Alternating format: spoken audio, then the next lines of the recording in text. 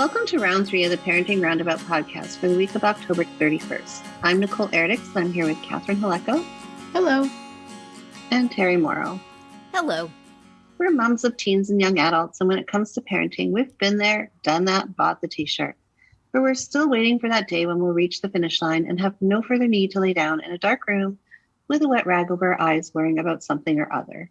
Wednesday is complaint day here on Parenting Roundabout, and today we are complaining about little things that do not work. So Terry apparently has a story to share with us. Sit down, children, around the fire, and let me tell you a tale of a mayonnaise tube. A couple of days ago, my husband and I went out for lunch with some old friends who we hadn't seen for a while.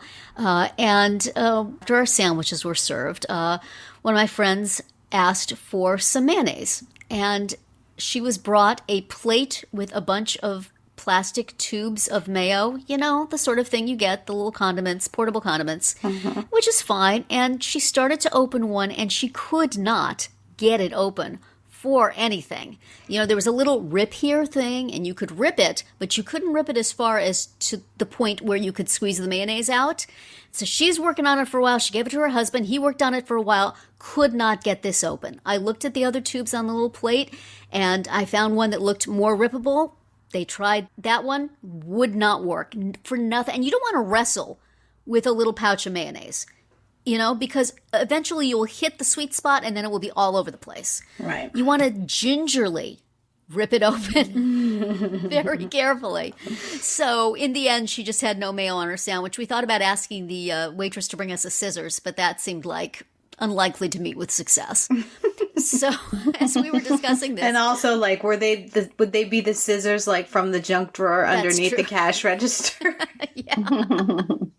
But it was so infuriating because there's the mayo. It's right there. Squeeze it on. And yet there's a design flaw here somewhere. You use that industrial strength plastic that I said, maybe try your teeth, you know, but then again, you're going to have mayo all over the place. Yeah. Mm-hmm. So after we had been talking about this for a little while, one of my friends said, I'm sure you're going to be talking about this on your podcast. And I said, oh, well, sure, of course we will. But any ideas on how we would talk about it? And then the conversation moved elsewhere. So we have received a challenge to talk about mayonnaise pouches that will not open. And also maybe just a more general theme of little things that don't work. Simple things. Things that should be the easiest part of your day. You get a sandwich, you get some mayo, you put the mayo on, you go on with your conversation. Easiest thing in the world. No big deal. Instead, we had 5 to 10 minutes of wrestling with mayonnaise pouches before surrendering in defeat. Has there anything been going on with you guys that would count as little things not working or working in a quirky way or being not helpful at all? I recently had a thing with earphones charging. I bought a new pair of earphones. I bought these Beats Flex. They're the kind that has a little wire that connects them, so I look particularly nerdy, but I also know that I will not lose one. I had actually lost my my AirPods, and so I ordered these, and then I found the AirPods, but I thought, you know what, I'll have 2, because then one of them will always be charged up, and if I'm someplace where I think I might drop them, I'll wear the one with the wire. But I cannot seem to get them both charged, like, at the same time. Something is weird. The whole first day I had the Flex headphones, they would not charge. I plugged them into every possible thing. They would not charge. But the AirPods were okay. And then I finally got the Flex to charge, and then now the AirPods, the pods charge, but the case won't charge. Why is the case not charging? The case always charged before.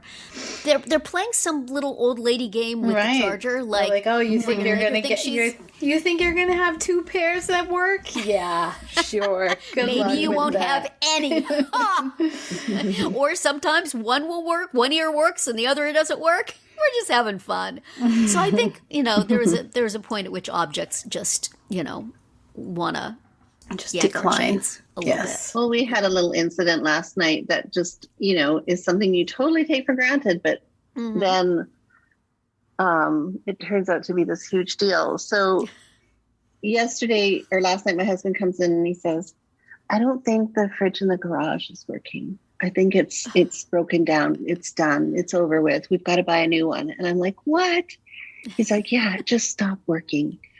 And I'm thinking, it doesn't just stop working. What's going on? So I have to get out there and investigate, right? Because he's just, it's the end of the day. Usually he's very, on top of things in the house and whatnot, but it was the end of the day and he was just done.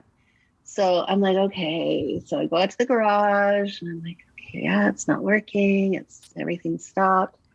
And I'm like fiddling around with stuff like inside and, just making sure everything's on. And then I'm like, oh, I'm just going to check the outlet to see if the outlet's working. Sure as heck, it wasn't. And I'm like, what the heck? And of course, the outlet was like behind a bookshelf, and the bookshelf had to be moved, and it was in the garage, and then we had to maneuver the truck out so that we could get in between the truck and the bookshelf and then get to the wall. And then once we got to the wall, there were all these other wires. So we had to figure out like all these other cords. So we had to figure out, it was just this whole drama. And so then when we realized that the outlet wasn't working, we're like, well, why isn't it working? So is it, did a fuse trip? So then we go outside around the corner of the back of the house in the dark and try and open the fuse box, which of course has a lock on it. Then we got to go find the key to lock it. And it was just Meanwhile, the raccoons are laughing and laughing. Yeah. Look at those clowns. I know. They don't know we chewed through the wire. But then, so yeah, it is actually related to raccoons. So then we're, fussing around with that, and we finally open up this fuse box. No, it's no tripped fuse. It's something else. And so then we realized, well, maybe it's just the fuse. Like it was, how outlets have those little buttons that you press, like if they get tripped. Press reset. Mm-hmm. Yeah. And so we're like, well, maybe it's that. So that particular outlet with the reset button is behind another shelf, even more stuff. And so we're pulling out that shelf. Oh my word. This was like tear down central. I mean, things were coming off shelves. The whole garage was just like turned upside down to get to these outlets. And so of course it was popped out. The button was popped out. And we're like, please God, let it be this. So we pressed reset and plugged in the fridge, and of course it worked. Oh man. Like, oh, gosh. So I'm like, okay, well, what tripped that silly little button, right? So we were thinking, and then I realized that we have this outdoor camera outside, and we had moved it because we have this family of raccoons that love our lawn and have been digging it up on a nightly basis, rolling it up, digging it up. It's just been a nightmare. And so we put out this camera to kind of track their activity. And I went out to put it on Twitter and embarrass them. Look at what they're doing. I reveal their perfidy. So I had it set up so that it was hooked up by an extension cord. I had to feed it to a different outlet, so I used an extension cord. And of course, I was out watering the plants earlier. Uh-oh. So the water got into the extension cord connection and tripped the outlet in the garage, which led to the dismantling of the entire garage. And of course, all this happened at 10 o'clock last night. Right. Because, why would it happen in the day when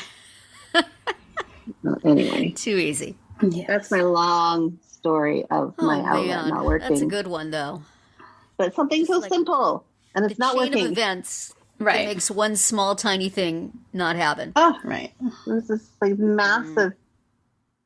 Have you ever seen those I don't know, like memes, not even memes, they're just like little clips where I don't know, something tiny happens, but then it has this like huge worldwide impact. Right. Yeah. Butterfly effect. Right. Yeah. And I thought, oh my gosh, this is it. The raccoon effect in your case.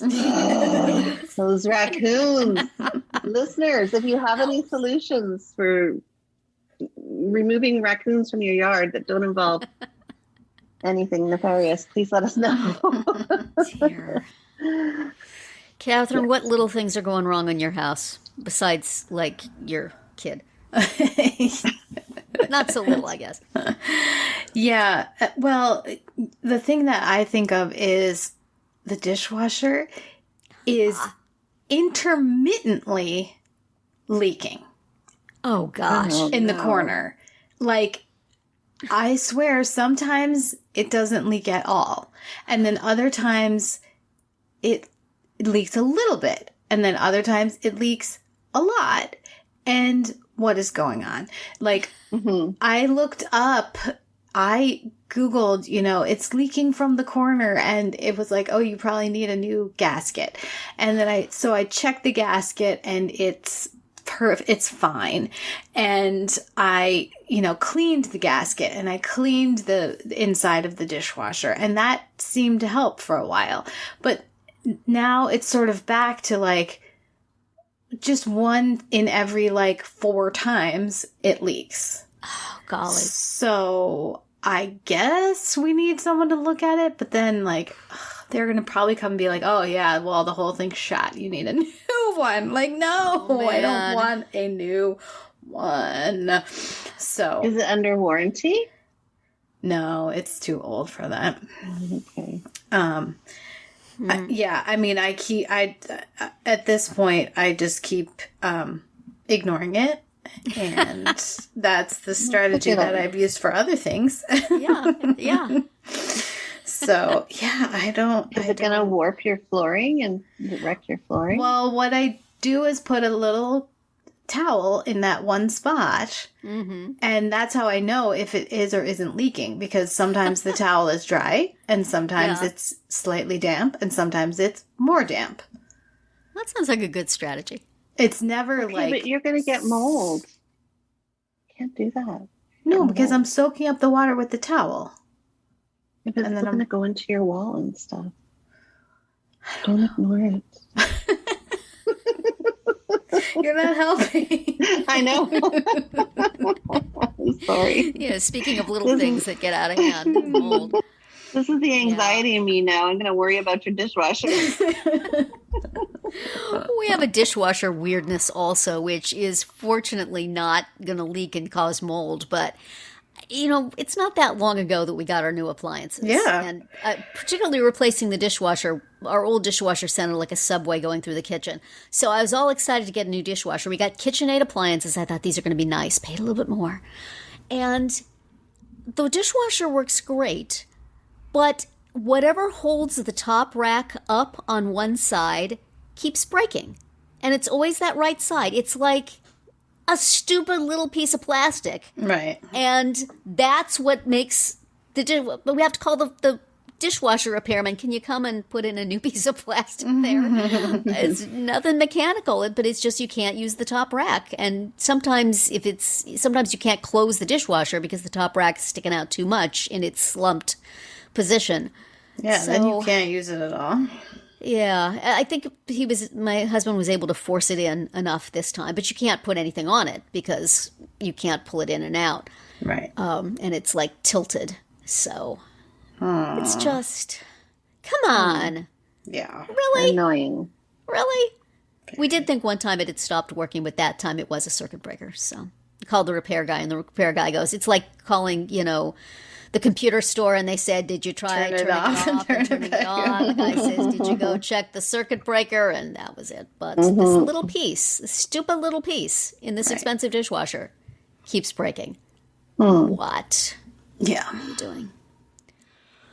Hi. Well, we are always there for you. We are a little thing that never breaks down. Always occasionally boring. But still, we work. We're here. We're here when you need us. And we know that you appreciate that. So John and Mary, this one's for you. And that's it for round 3. Tune in tomorrow when we'll obsess about being the voice of reason. And then on Friday to see what we've come up with for our Roundabout Roundup picks this week. Find all our episodes at parentingroundabout.com and talk back in the comments there on our Facebook page or on Twitter, where you'll find us at Roundabout Chat.